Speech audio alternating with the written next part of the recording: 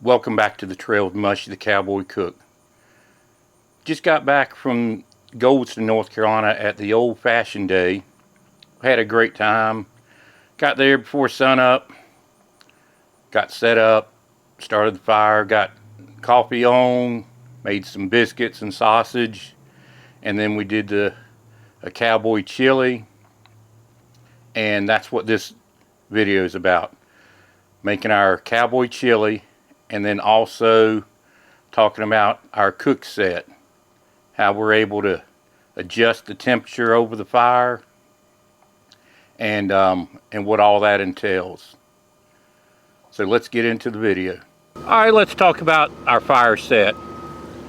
Now at these shows, I tell everybody, whatever you can cook inside, you can pretty much do, you can cook outside. We can bake, we can deep fry, we can saute, we can grill. Anything like that we can do outside. Now, when it comes to your stovetop, you've got knobs, you can turn it up and down. Well, we can turn up the temperature and lower the temperature, we can simmer things. And that's by using these, we call them little S hooks, shaped like an S. Well, whenever you look at them, they're all different sizes. In fact, this one is the longest. How much shorter? So what we just did a minute ago, this is our coffee pot. We wanted to turn it up. We needed to increase the temperature. We got to get the water boiling. So what we did was we lowered it closer to the fire. Now you can do that if you don't have a long one. You could use a combination of 2 or 3 of them and get your pot much lower to the fire and turn up that temperature. Now we're going to cook chili today, so we'll get it good and hot and boiling, and then based on what time, if there's a certain time we want to serve it and it's done a little bit beforehand, what we will do is hang it up higher, put it on a shorter S hook to keep it on low. And then, so that's what we'll do, whether it's potatoes or chilies or stews. So you really can basically cook like in a crock pot out here by having the pot on low, by having it closer to the top of the rack on a shorter S hook. Now on our Dutch ovens, we can change the temperature by having more coals on the bottom and on the top. And if we want to like brown the top of something, you put even more coals on the top of the Dutch oven.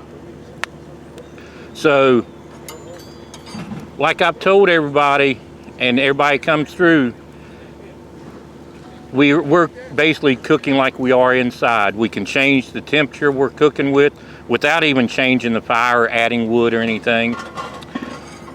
And then on our coffee tipper, the same thing, moving it up and down. Once the coffee is done, we will bring it back up to keep it warm. We'll probably serve coffee through lunchtime, but we'll keep it warm throughout the morning and into the early afternoon. Just want to give you a quick overview of how we cook out on the trail. And a lot of people, when they see this setup, they're like, man, I like to have that in my backyard. Well, you can do it in your backyard. We use tin on the bottom, piece of metal. And what that does, it serves several purposes. For one, it does kind of reflect the heat up. And then 2, if the ground is wet, it keeps the ground from sucking all the heat out of the fire. Because what's going to happen if we start a fire on a wet ground, the tendency is to dry, the ground wants to get dried out, so it's going to suck that heat out to dry out the ground. Well, that metal keeps that from happening. And then also it does, the grass is still going to burn, but it does minimize any burning of the soil in the ground below. And then when it does, if it does rain, there's very little water that will pull on the metal itself, but it keeps it off the wet ground. So we're not just out here cooking in the woods, we're cooking smartly out here, just like in your house.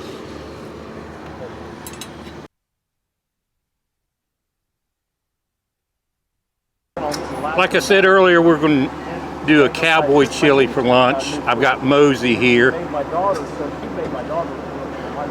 MosE here, he's the one that owns the wagon. And he's going to whip up a little Cowboy chili for you. I'll write down the recipe and put that in the description for you. But here it is, Cowboy chili. All right. First off, we always use 2 pounds of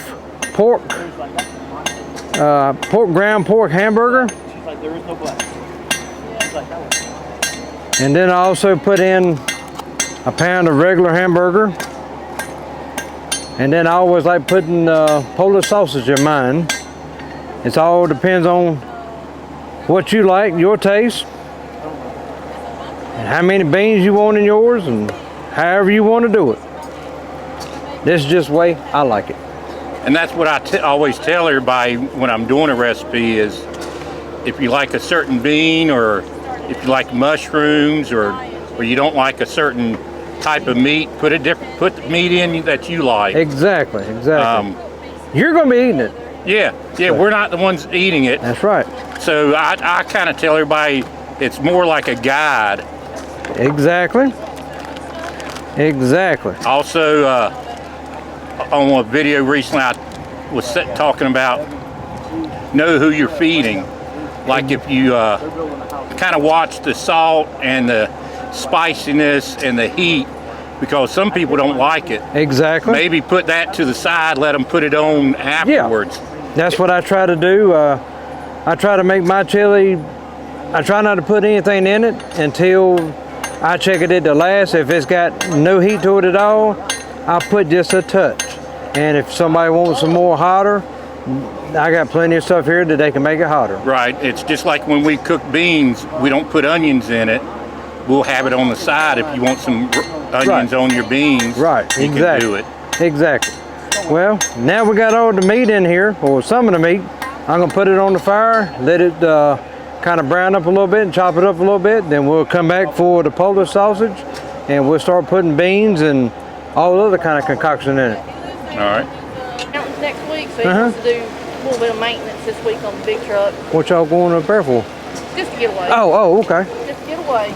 Okay. Yeah, we'll be going to Troy next week, or starting Wednesday. We'll get the Cowboy roundup, the Cowboy Church roundup. So we'll be up there all next week. We got the meat all good and brown. I just put some onions in here, just chopped them up, just stuck them in there. Now it's about time to go ahead and just add the beans to it. And like I said before, I don't drain no juice. I pour everything in there. You put whatever kind of beans you like. I like kidney beans and pork and beans mixed together. It always comes out with a good flavor. So you got 1 can of light kidney beans. 1 can of kidney beans. No, you got 2 cans of light kidney beans. Yeah, 2 cans of kidney beans and 2 cans of pork and beans. And then I always like the Bush's steakhouse beans. Always gives it a good flavor. Just put all my beans in here together.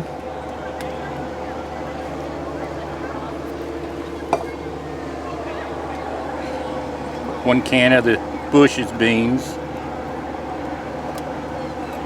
And that's it. That's all my beans. Now I'll go ahead and mix all this up.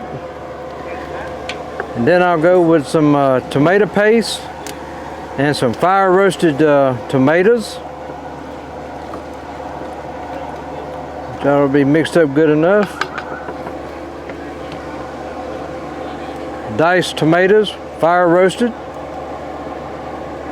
It seems like eat anything that's been kissed with the fire. yes, sir. That's right. I always like to add a little Rotel. Rotel don't make it hot, because I always buy just the original mild. And then just to have just a good flavor is green chilies.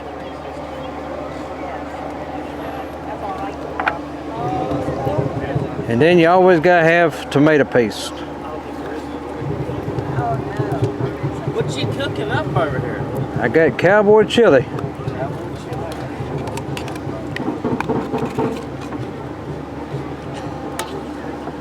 One thing that will be told is you don't do tomato paste or any kind of acidic stuff in a cast iron pot unless it's really been seasoned. That's the main thing. And one mistake people do when they do tomatoes or tomato-based things is they don't clean it immediately. That's right. And that's no matter what you're cooking, but especially with tomato, anything with tomatoes, a lot of people don't immediately clean it and re-season a little bit. Exactly. And we'll go over that on another video about seasoning, doing a general seasoning, and then after you cook, what you should do with the pot. All right, and now we just mix it all back up and put it right back on the fire and let it warm up some more. We'll get it good and hot, and then like I showed you earlier in the video, we can always jack it up to lower the temperature and just simmer it for several hours. But you got to get the temperature up, so we're going to have it closer to the fire, which if we're hanging it, we'll hang it very low and get the temperature built back up and get the pot heated back up. But then once it's up to temperature, we can turn down the knob like you would at home, except here we're going to raise up the pot a little bit. Right.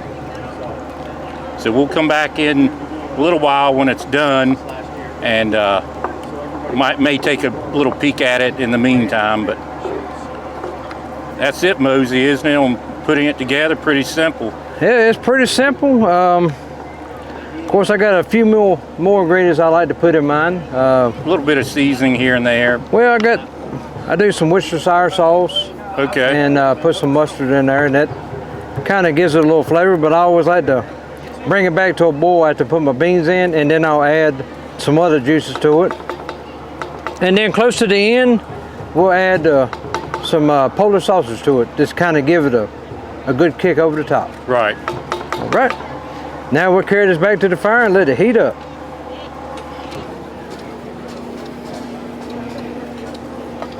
That looks almost good enough to eat. Yep. What are you cooking in there? Chili beans. You ready? Yeah, yeah, we're filming. Well, the last ingredient we're putting in is the Polish sausage. And we've had everything cooking. And as of right now, it is as soon as this Polish sausage gets warm, it is ready to eat. The peach cobbler is almost done. This is done. But you can do a little spicing up. We're going to do a little spicing up, and might as well go ahead and do that now while I got everything off. All right. We're going to add some Worcestershire sauce to it. Yeah. Then we're going to put... No, ma'am. Peach cobbler. I always got to have some yellow mustard in I it. said there's probably some dessert in there. Yes, ma'am. Well...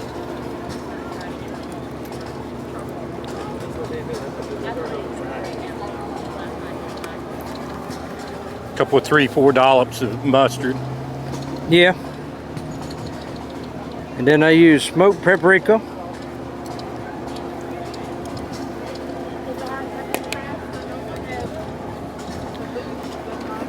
Some chili powder.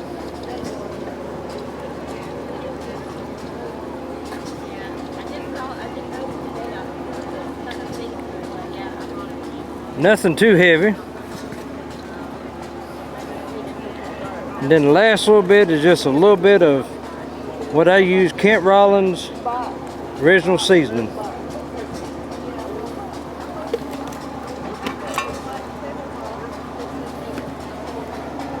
And we'll just stir it all back up.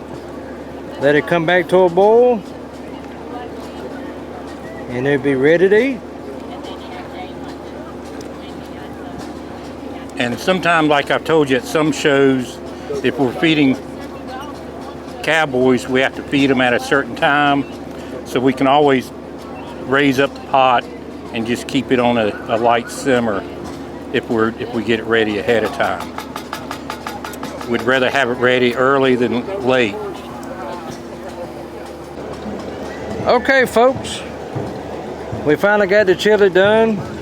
It took roughly an hour and a half on the fire, but I do believe that it's ready. A little warm, but there you go. Why don't you give it a little taste? I can. Let me find me a bowl. Okay, I got a fresh spoon. Actually, I'm gonna get one of the sausages.